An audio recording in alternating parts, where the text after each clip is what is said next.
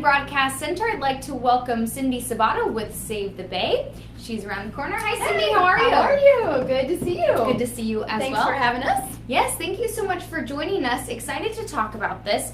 So it is the International Coastal Cleanup. The big day is tomorrow, September 16th. I had to remember what day it was. Yes. Today and tomorrow.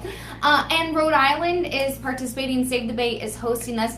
Just tell us a little bit overall about what the event is and just kind of what the day means. Absolutely. So the International Coastal Cleanup is a global volunteer effort that involves over 500,000 people worldwide, all working together to clean up, pick up marine debris and litter from shorelines and beaches all over the world.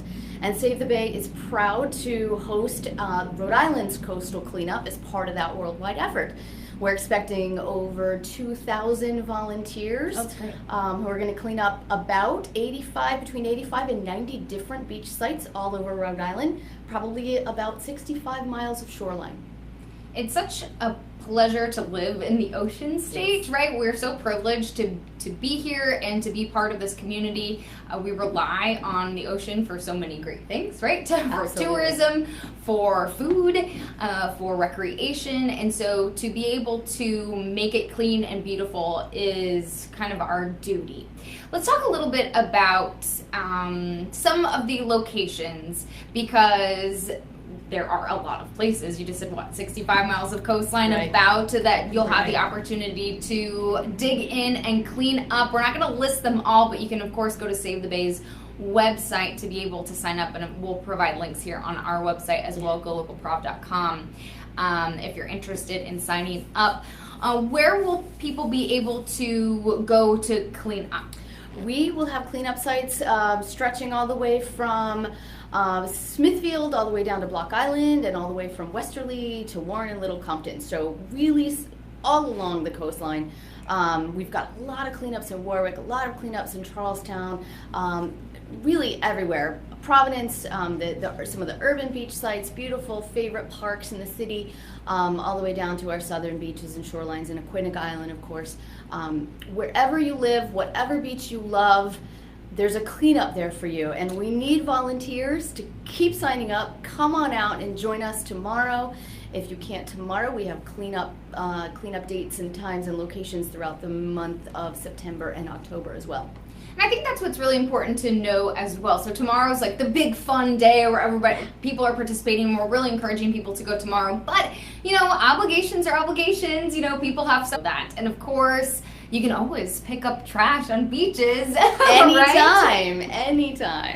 Anytime. So let's talk a little bit about what makes this event unique, what makes it special. Talk to us just a little bit about how things work, because it's not just everybody goes out, picks up trash, and then leaves. It's a coordinated effort. It is a coordinated effort. As I said, this is a worldwide event coordinated by the Ocean Conservancy. At each local site, all over the world, cleanup volunteers are actually tallying everything they pick up, every cigarette butt, every bottle cap, every piece of plastic or foam they pick up. They're actually marking tick marks on a sheet to record all of that.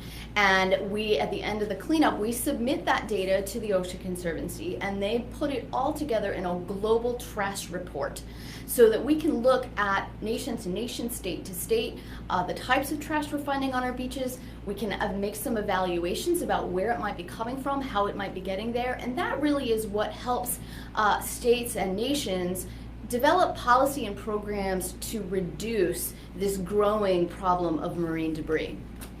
So, I was looking at Rhode Island's report from 2016. You have some data for us. We're going to talk about this. And I think it's pretty clear, just walking around, seeing people's habits, going around looking at beaches, you can see visibly what problem areas there are. But the number one, let's start with this. How much trash was collected in 2016? 2016, our volunteers collected almost 15,000 pounds of trash from Rhode Island's beaches. It's a lot of trash. It's a lot of trash. And what was the number one material collected? Number one, can you guess? Cigarette butts. Cigarette butts were the number one piece of trash collected. We collected almost 50,000 cigarette butts. which made up a full third of all the trash items we actually tabulated that day. And most people don't realize, back in the old days, cigarette butts were made out of cotton, and there was sort of this idea that they were biodegradable. But in fact, today's cigarette butts are made out of plastic material that never degrades and biodegrades. And so it is always there, and just breaks down into smaller and smaller pieces that never go away. Never go away. It's interesting to me how many cigarette butts you see lying around the ground. I've seen people just in downtown flick them down the water, the drains. Yeah. You flick them down, so where does that go? That goes into our waterways. Storm drain goes into our waterways, that's right. A lot of people mistakenly believe wastewater that goes down our storm drains is treated at some treatment plant, and most of the time that's not the case. So that litter, that cigarette butt, that cigar nub that you're throwing down there, it just goes right into rivers, ponds, streams, and Narragansett Bay. So please don't. Please don't. Or if that happens, we're all going to make the effort to go pick them back up on International Rhode Island Coastal Cleanup Day. Exactly. So I found it fascinating the amount of trash that was picked up, both through just internationally and locally as well. You had given me a stat that in 2016, 18 million pounds of trash was picked up. That's, again, internationally. So quite a visual there. Let's talk about some of the other items that were collected just in 2016, because again, the amount of trash is collected, it's tabulated, and then we do get a report, which I think is good, because then we can see how to move forward. And you said that policy is then made after this. Talk to us just about some of the other numbers and some of the other items that people find. Well, the second highest group of types of trash we pick up is beverage-related trash. We picked up about 36,000 pieces of plastic bottles, glass bottles, bottle caps, straws, anything related to drinking beverages. And, all of that adds up, and that's something we're all carrying around. Water bottles, plastic water bottles. Take that thermos or that permanent plastic thing that you can just refill. And don't leave them behind. The third the third highest item of trash we collected are what we call tiny pieces or tiny bits. It's basically bits of broken down foam and plastic. So they could have come from anywhere. They could have come from the bottles or the straws that were part of the beverages. They could have come from takeout containers. They could have come from food wrappers, baggies, even sunscreen bottles, or anything else that you might carry around with you on the beaches and shorelines. We don't know what they are because they've broken down into tiny pieces, and I think we collected about almost 30,000 pieces of small, unidentifiable plastics and foam last year. It's a lot. It's a lot. So let's talk a little bit about why those numbers are important. Why are we doing this? Why are we collecting it? It's because, I'm going to let you answer. Well, we are the ocean state, and the Narragansett Bay is part of our identity. It's critical to our economy and also to our way of life. And marine debris, beach litter, it's unsanitary and it's ugly. And who's going to want to come to Rhode Island, the ocean state, and enjoy our beaches if they're covered in trash all the time? We might not even go locally if there's nothing but trash there all the time. But also, when trash makes its way into our water, as it breaks down, and even some items that don't break down are mistaken by marine life, turtles, seals, dolphins, fish even, they mistake these things for food. And so they ingest them, and it can often cause blockages in their intestinal systems. A lot of animals get tangled up in them. So it really poses a danger to their livelihood and their lives. And also we're finding that that fish that we humans eat, they're finding actually plastics in their flesh, in the meat that we eat as humans. So we have to ask ourselves, if the plastic is making its way into the tissue of our fish, is it, as we ingest those fish, is it also becoming part of our bodies? And it's startling to think about. So even if you don't really care about whales and turtles and birds and all that kind of thing, if you eat fish, it's something to consider because these plastics are making their way into these animals. It's not just those microbeads that we used in soaps before. It's everything. Things are breaking down and getting into the ocean. So we all have to really do our part. Something that I did see, let's see. Okay, so this was from the Ocean Conservancy that puts together this data, that puts together these reports. This was very surprising to me. Plastic has been found in 62% of all seabirds and in 100% of sea turtle species. That was on their website when I was preparing for this interview today. 100% of sea turtle species. So it just goes to show that plastic is really something that we do need to be thinking about. It absolutely is. And then with fish, moving forward. So something that we do want to think about as we are heading to the beach, going to be a beautiful day. It is.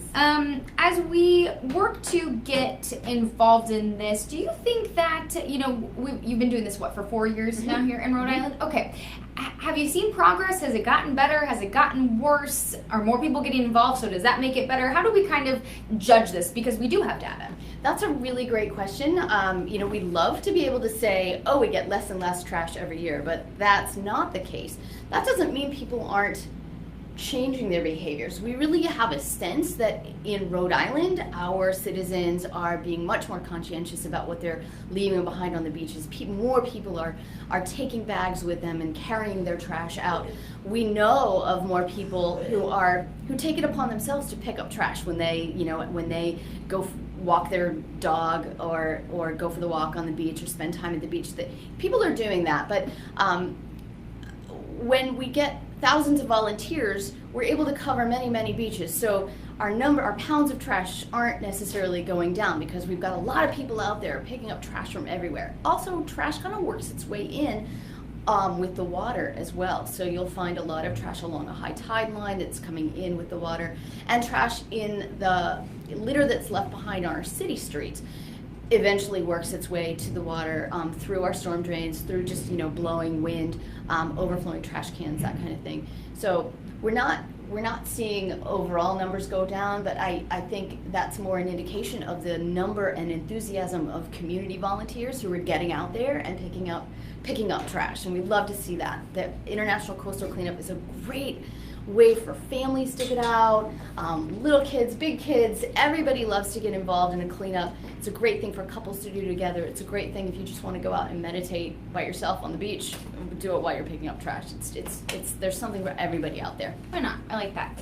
Okay, so just as we wrap things up here, do people need to bring anything to this? Are materials supplied for you? Let's kind of cover that just as we wrap. We have, each volunteer site has a beach captain or a cleanup leader who will give you, our volunteers, gloves, pencils, the tally sheets. We've got sunscreen, bug spray, pretty much everything, trash bags, pretty much everything you need to do the job. If you want to bring water, that's a good idea. If you want to bring your camera, that's a great idea. Share your pictures with us, share them on our social media pages. And then the cleanup leader takes care of all the rest of it. So you'll bring your trash bags in after they're kind of full or starting to break open, and we'll get them, we'll weigh them and we'll turn them in, and then you can head right back out with a new bag and fresh gloves and start all over. I lit. Okay, sounds good. Cindy Sabato with Save the Bay as we work to clean up Rhode Island coastal waterways and much more. So if you want to get involved, we'll have links on our website, and you can always head over to Save the Bay and see where all the communities are. 65 miles of coastline cleaning it up. You said between 85 and 90 areas, right? Yes. That you're working on. That's right. Tomorrow and then throughout the month of September and October as well. So multiple opportunities to get involved. And you can always start up your own, right? Absolutely. Yes, you can. You can always start up your own. If you've got a site that you particularly love and it's not on our list, give our cleanup coordinator, July Lewis, a call, and we'll get you out there. Awesome. Cindy, thank you so much for joining us. You. We really appreciate it. Good luck tomorrow, and then continued effort, and make sure you give us the details when we find out how much trash was collected. We will do that. Awesome. Thank you so much. Thank you so much.